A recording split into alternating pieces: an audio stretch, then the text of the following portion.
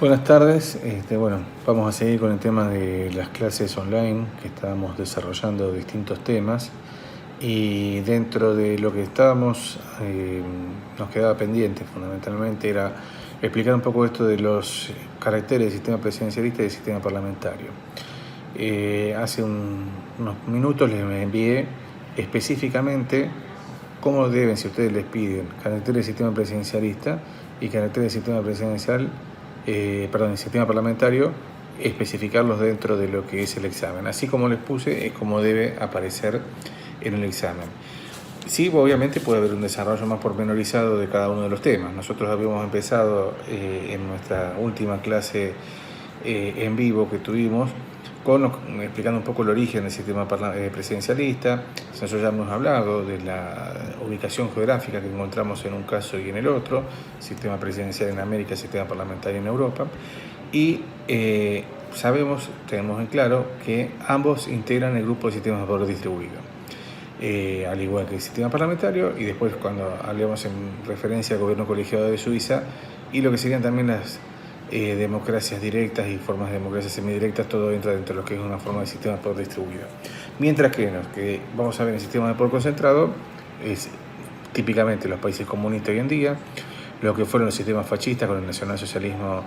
obrero alemán, el partido nazi, los corporativismos, los regímenes militares estabilizados como en el caso de África, los gobiernos de asamblea, como podríamos referir también en el caso de lo que fue el gobierno de la Asamblea Nacional Francesa luego de la Revolución, y también obviamente dentro de las formas históricas la monarquía absoluta como un sistema de poder concentrado. Bueno, habíamos también referido dentro de la fase histórica, haciendo un breve resumen, qué origen tenía esto. Nosotros hicimos una referencia a lo que era la influencia de Montesquieu con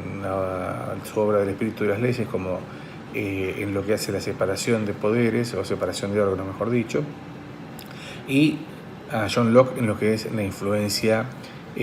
sobre todo desde el punto de vista del pensamiento filosófico que le da lugar a esta forma de gobierno que aparece recién justamente con la Constitución de los Estados Unidos en 1787. Recuerden que primero en Estados Unidos habíamos tenido la Declaración de la Independencia ya por 1776 y hasta 1787 funcionó como lo que es un sistema, una forma de Estado, mejor dicho, más que un sistema, una forma de Estado como una confederación. ¿Por qué? Porque no tenía órganos propios, tenían derecho de secesión cada uno de los Estados miembros, de los Estados locales, o sea, lo que serían para nosotros nuestras provincias. Ellos se podían separar en cualquier momento, y además, al no tener órganos propios, sino que eran cada uno de los órganos de sus propios estados los que van a definir, en definitiva, si se toma o no cuál decisión, tenían obviamente el derecho de notificación, o sea, de no aplicar esas normativas que se tomaban en esa especie de asamblea, que era esa reunión periódica que se hacía entre distintos representantes de los estados locales. Poco o ninguna incidencia podía llegar a tener en cada uno de los órganos que se integraban. Esto ya lo habíamos hablado, por eso hago una cuestión bastante sucinta y rápida del tema. Lo que sí me interesa, yo ahí les puse en el cuadrito que les mandé, separación de poderes, que en realidad, como ya se lo dije también en clase, en realidad es separación de órganos, porque el poder es uno solo, es mal dicho, pero bueno, tenemos un ejecutivo, un poder legislativo o un órgano legislativo y un poder judicial independiente separado del resto. Después también nosotros podemos ver que el ejecutivo es elegido en forma popular, o sea, el pueblo directamente elige ese ejecutivo, a diferencia de lo que vamos a ver en el sistema parlamentario, y además ese ejecutivo unipersonal, que es obviamente elegido popularmente, no en todos los casos. Recuerden que nosotros estamos dando estos caracteres que sería según lo que establece el tipo empírico de Jelinek. Recuerdan esto cuando lo vimos en las primeras clases. ¿Por qué? Porque estamos trayendo los caracteres comunes del género. O sea, si deseamos estudiar el sistema presidencialista, extraemos esos caracteres comunes, que son los que yo les mandé a ustedes en ese cuadrito hace unos minutos atrás. Pero les decía esto, teniendo en cuenta elegido popularmente siempre, lo que puede ser elegido en forma directa o en forma indirecta. ¿Por qué? Porque en forma directa, como tenemos en nuestro país, en Argentina, donde, bueno, cada 4 años el pueblo elige, vota por un candidato a presidente, y en principio el más votado es el que termina siendo elegido. Después, bueno, ahí tenemos nosotros, copiando el sistema francés, la segunda vuelta o balotaje entre aquellos dos candidatos que han obtenido el mayor número de votos, si ninguno de ellos llega a obtener las mayorías que establece la Constitución. Yo lo digo en forma genérica porque ya también les expliqué en clase que el sistema nuestro es un sistema sui generis, porque en realidad quien gana debe tener un voto más del 50% para reafirmarse como candidato electo, y si no va a una segunda vuelta con el segundo más votado. Acá hicimos un mix entre un 40%, una diferencia de 10 puntos y demás, bueno, que no es el tema nuestro de dar la situación argentina, pero bueno, obviamente es un sistema presidencialista y también vale referirlo. Y la otra forma es que puede ser elegido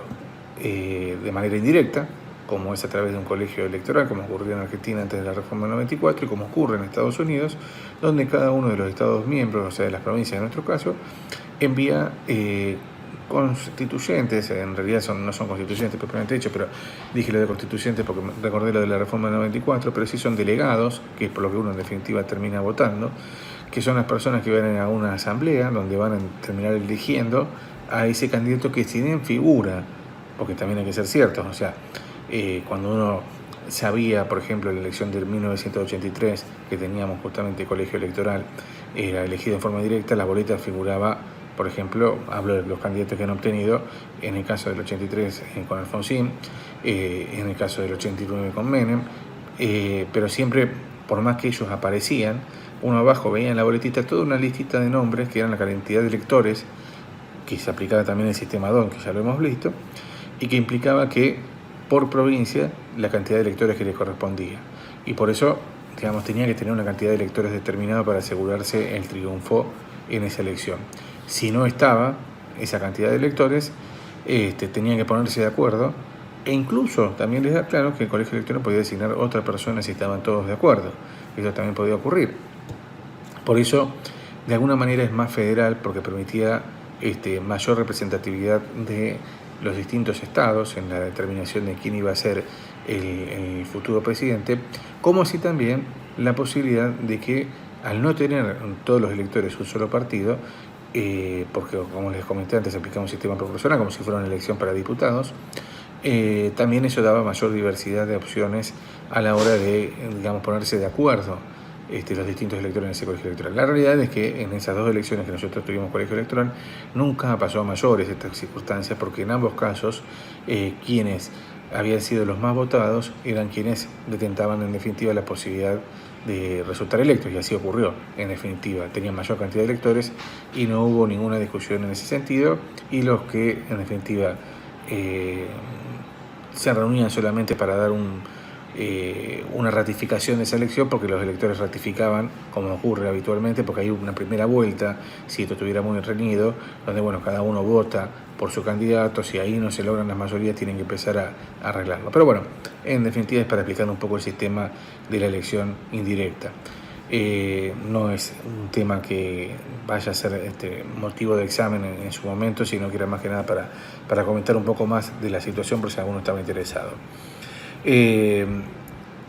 Por eso les decía, ya tenemos dos caracteres: separación de poderes, ejecutivo unipersonal elegido popularmente, de forma directa o indirecta.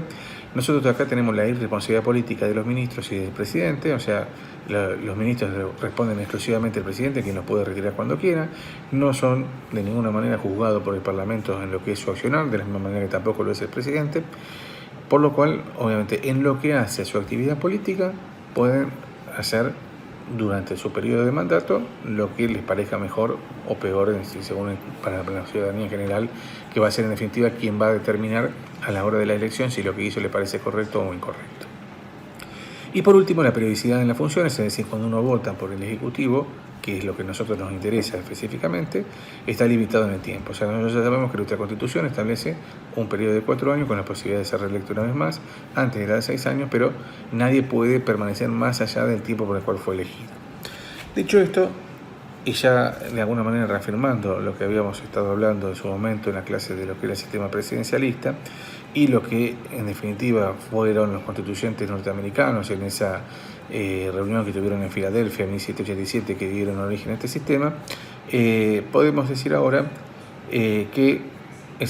digamos, el sistema presidencialista estaría completo. Ahora vamos a ver los caracteres del sistema parlamentario. A diferencia de lo que hablábamos recién en los caracteres del sistema presidencialista, tenemos un sistema de colaboración de poderes. ¿Por qué digo de colaboración de poderes? Porque nosotros recién mencionábamos que teníamos un ejecutivo, un órgano ejecutivo, un órgano legislativo y un poder judicial o órgano judicial independientes. Acá la primera cuestión que vamos a tener en el sistema parlamentario es que hay una interrelación recíproca entre los distintos órganos. Uno depende del otro en lo que hace el funcionamiento. Fundamentalmente vamos a tener un órgano principal que va a ser el Parlamento, del cual va a surgir justamente lo que va a ser el Ejecutivo, y vamos a ver que no hay, como ya se los mencioné en otras oportunidades, un poder judicial independiente. Hay una administración de justicia. Esto obviamente tiene orígenes históricos que ahora voy a hacer una breve referencia. Esto quiero aclararlo porque muchas veces uno piensa que como hay un sistema de administración de justicia, la justicia debería ser mucho más limitada o controlada de lo que ocurriría en un sistema como el presidencialista. Si a los hechos me remito, uno puede ver que en nuestro sistema presidencialista, como muchos otros, si bien nos encontramos con que el Poder Judicial es independiente, sabemos que en la realidad esas designaciones, como ocurría anteriormente, que debían estar ratificados por el Senado, que muchas veces eran designados a dedo por el Poder Ejecutivo, que en otros casos incluso, como ocurre habitualmente en nuestro sistema, por más que tengamos una forma de elección a través de un Consejo de la Magistratura, todo termina siendo negociado. No podemos hablar del todo de una independencia del Poder Judicial, y este es uno de los grandes temas en boga en lo que hace a la crítica por ahí del sistema presidencialista, o sea, la independencia de ese Poder Judicial, cómo lograrla.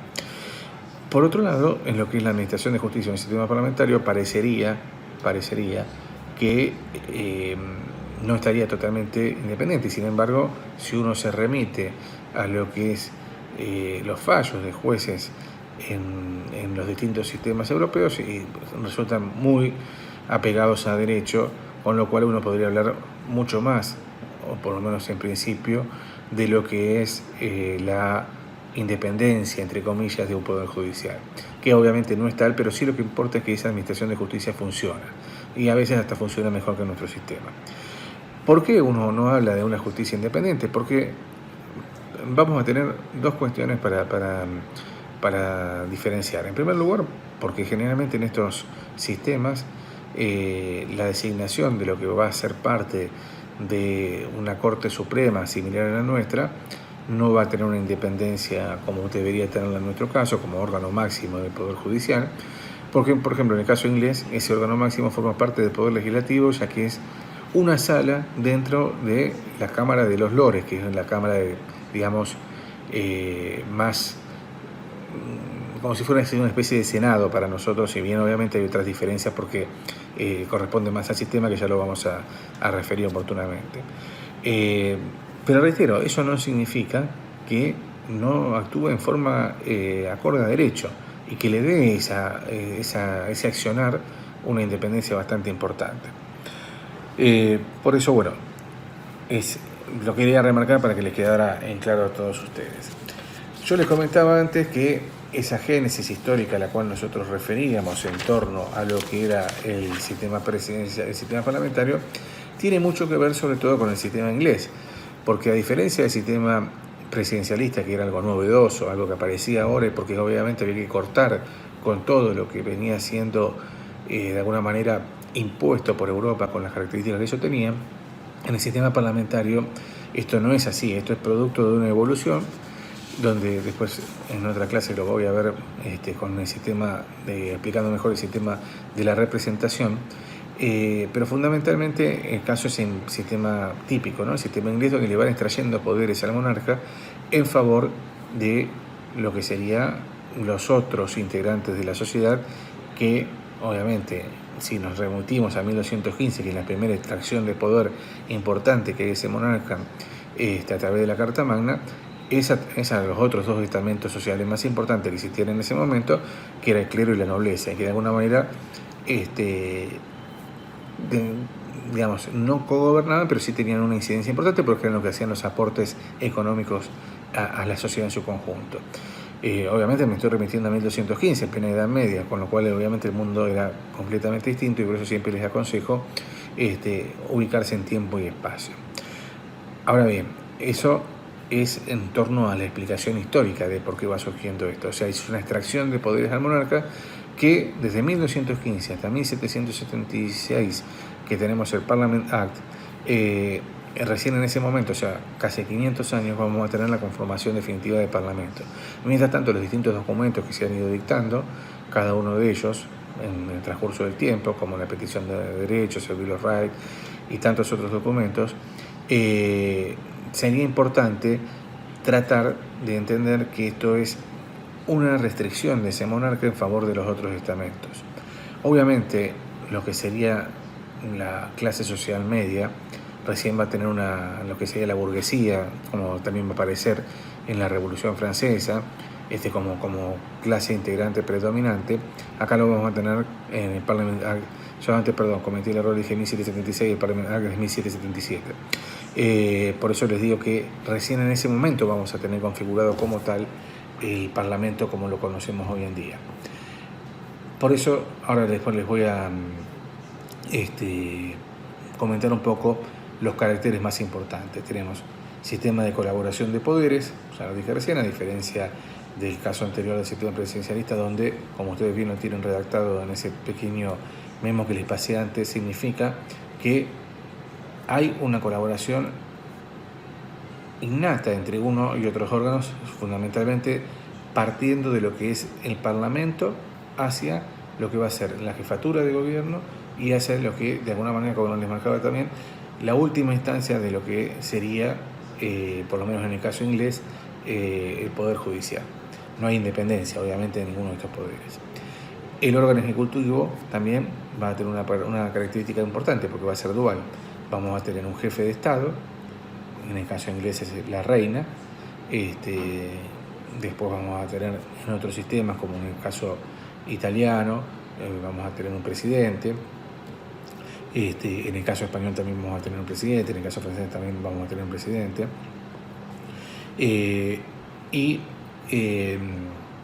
En otras monarquías, obviamente, que existen en Europa, seguimos con esta división entre monarquía y un jefe de gobierno que va a ser quien efectivamente va a gobernar.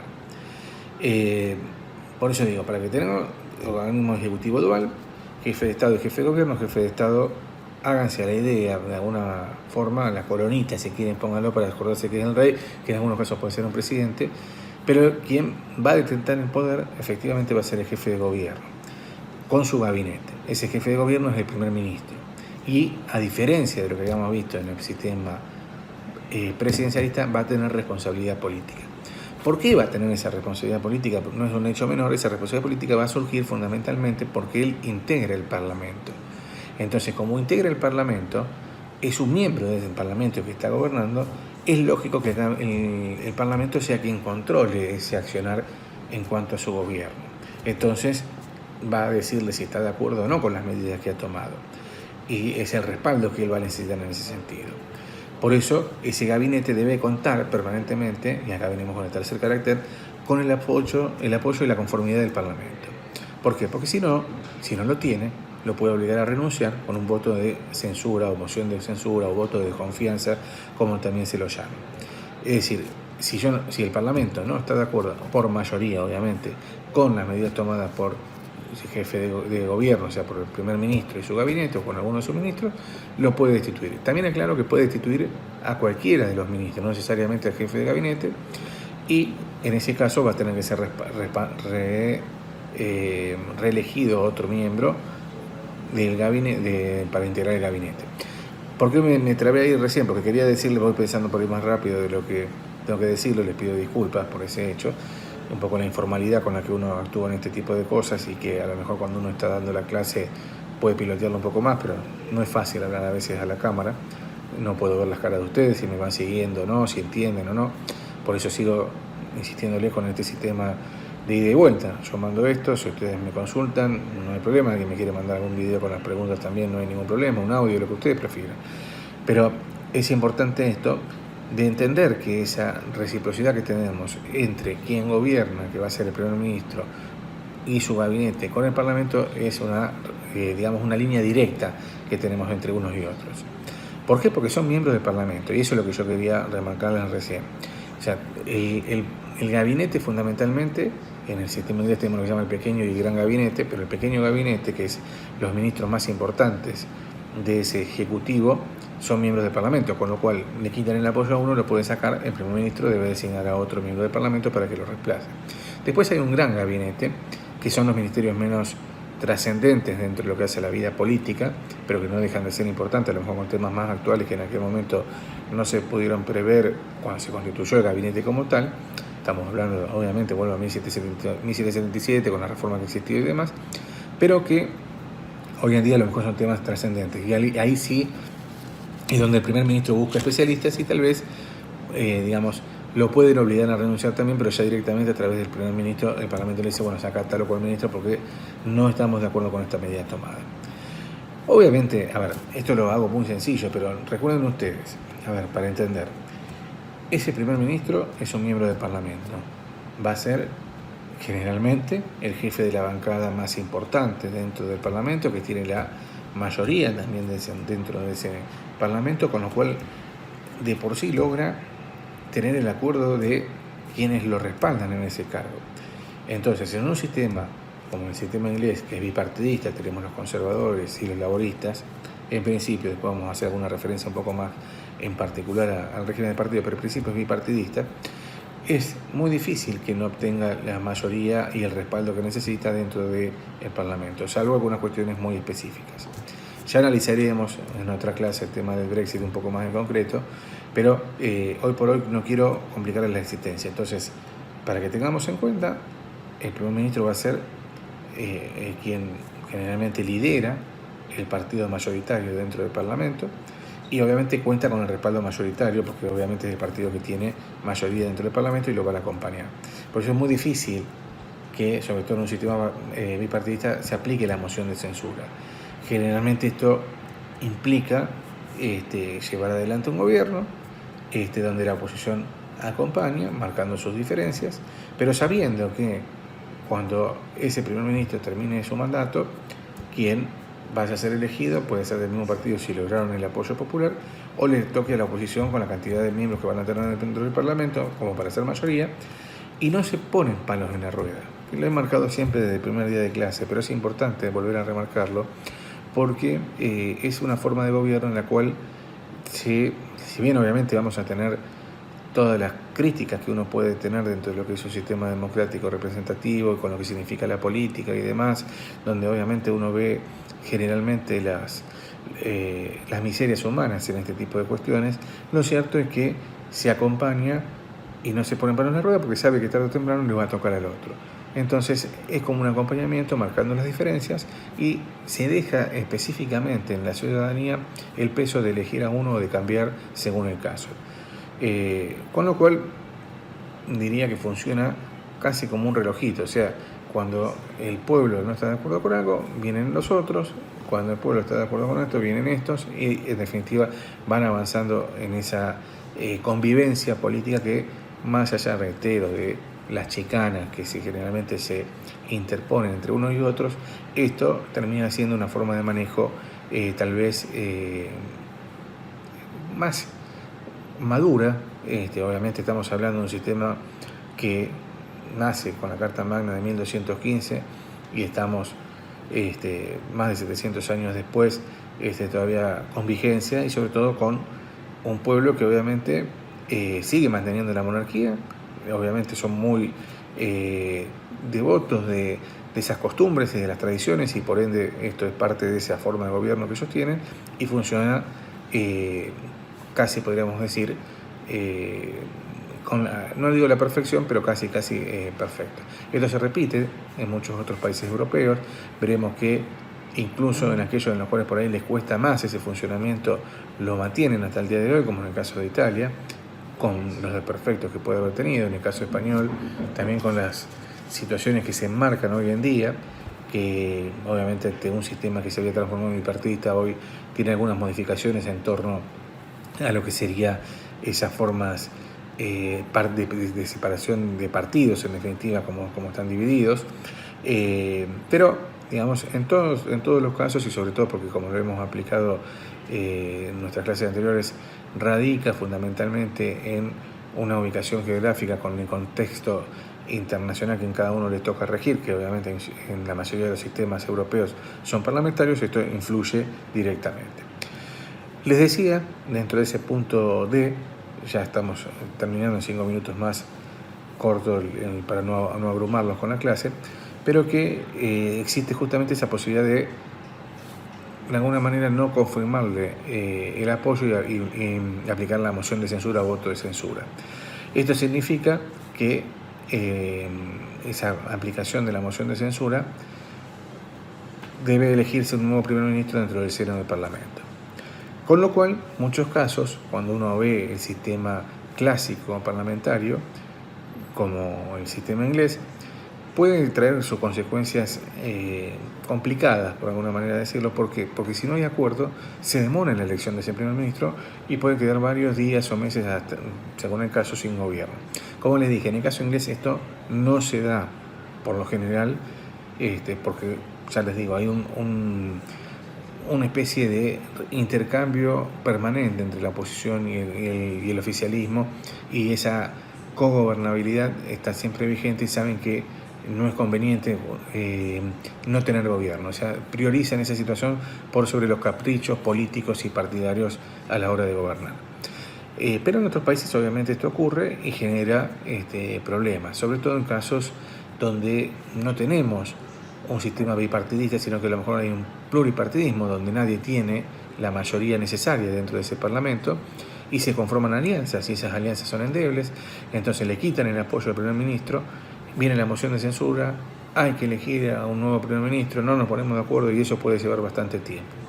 Vamos después a referir cómo cada uno de los países ha de alguna manera tratado de solucionar esto, pero sí quiero, y no dejarles de decir, porque también es un error que se ha cometido, cuando uno habla de los sistemas parlamentarios modernos, no nos referimos a los clásicos y los actuales, como por ejemplo el sistema parlamentario inglés y el sistema francés, por ejemplo, como una constitución más moderna, o la española. La diferencia que hace entre un clásico y un moderno es esa moción de censura. ¿Por qué digo esto? Porque la moción de censura en el sistema clásico es como se los acabo de mencionar, deben ponerse de acuerdo en el Parlamento y demás. Mientras que la moción de censura en un sistema parlamentario moderno, como es en el caso alemán, con la actual Constitución alemana y Ley Fundamental de Bonn de 1947, o con la Constitución española de 1978, imponen la necesidad de que, previo a aplicar la moción de censura, el Parlamento ya tenga designado quién va a ser el sucesor. O sea, hay una obligatoriedad impuesta al Parlamento de que van a poder aplicar la moción de censura porque está dentro del sistema, pero con la obligatoriedad de que previo a ello tengan elegido quién va a ser el reemplazante, para no demorar obviamente la gobernabilidad. Y no está mal, me parece que es una solución que se encontró en los sistemas más actuales, modernos, con respecto a esa falencia que a lo mejor podía marcarse en algunos partidos, en algunos sistemas, donde no hay un sistema bipartidista, y que ha logrado solucionar esa situación. Ya visto el último punto que nos queda acá, es que se los dije de alguna manera en forma no oculta, pero sí enmascarada con los caracteres que estaba dándole antes, es que los miembros del gabinete son miembros del Parlamento, porque ya también lo comenté, ¿no? Dentro del sistema inglés, fundamentalmente como ejemplo típico de los caracteres del sistema parlamentario, todos los miembros del gabinete, del pequeño gabinete, van a ser miembros del Parlamento. Por último, para dar algunas características más, si bien estos son los caracteres más importantes que quiero remarcarles, es que en un parlamentarismo las constituciones son más flexibles, en muchos casos, como en el caso inglés, no hay un único documento. Les mencioné la Carta Magna de 1915, la Petición de Derechos, el Bill of Rights, el Parliament Act de 1711, bueno, toda una serie de documentos que van a ser los que nos van a permitir enmarcar cómo, de alguna manera, la Constitución escrita, porque no tienen un único documento, conjuntamente con la costumbre y la tradición como el sistema inglés, lo que sería el common law, la costumbre y la tradición, y el status law, o derecho estatuido o derecho escrito, estos documentos que les acabo de mencionar. Pero obviamente hay una flexibilidad que no tenemos en el sistema presidencialista, porque obviamente el sistema presidencialista nos regimos como norma máxima con nuestra Constitución, que tiene un sistema mucho más rígido para ser reformada, porque obviamente o hay mayorías necesarias como se requieren para hacer aprobado una reforma, o en el caso norteamericano a través del Parlamento, el Congreso en definitiva propiamente dicho, y después ratificada por cada uno de los parlamentos locales, o como en el caso nuestro con una convención constituyente, pero siempre esas modificaciones son muy rígidas, no se pueden hacer de la noche a la mañana, requieren todo un sistema de aprobación y además de una aprobación popular que a veces es más complejo conseguirlo. Vimos también que en el sistema parlamentario la gobernabilidad se va a regir porque va a ser la Asamblea quien en definitiva va a determinar quién va a ser en definitiva quién va a gobernar, y esa interrelación o esa colaboración que vamos a tener entre los órganos está bien latente, mientras que nosotros vamos a ver que el poder está repartido en un sistema presidencialista entre los tres órganos y que, como Montesquieu establecía, un sistema de pesos y contrapesos por los cuales unos deberían controlarse con otros. En el Parlamento hay, sin lugar a dudas, una supremacía de la Asamblea, mientras que aquí, en el presidencialismo, no existe eso. Todos los órganos están en una igualdad, de manera tal que ese control es mutuo entre todos y nadie tiene, si bien obviamente sabemos que los ejecutivos en los sistemas presidencialistas son fuertes, pero digamos hay un correlato, no una colaboración, pero sí un control entre unos y otros para poder mantenerse en el poder. Bueno, ahí ya más o menos tenemos todos los caracteres que quería mencionarles dentro del sistema parlamentario y del sistema presidencialista. En nuestra próxima clase les voy a mencionar algunos de los sistemas parlamentarios con las características que, como les mencioné, en el sistema inglés, pero con algunas cositas que pueden servir incluso para que cuando tengan el examen puedan mencionarlo también. Pequeñas cosas que, sobre todo porque el sistema inglés generalmente no lo damos como trabajo práctico y se los menciono yo en particular, ya a lo mejor empezar con los sistemas de colaboración si nos dan el tiempo, bueno, si no será en otra de las clases, pero seguir avanzando con estos pequeños micros, si ustedes quieren llamarlo, con clases de no más de media hora para no agotarlos. Bueno, seguimos en contacto, saludos.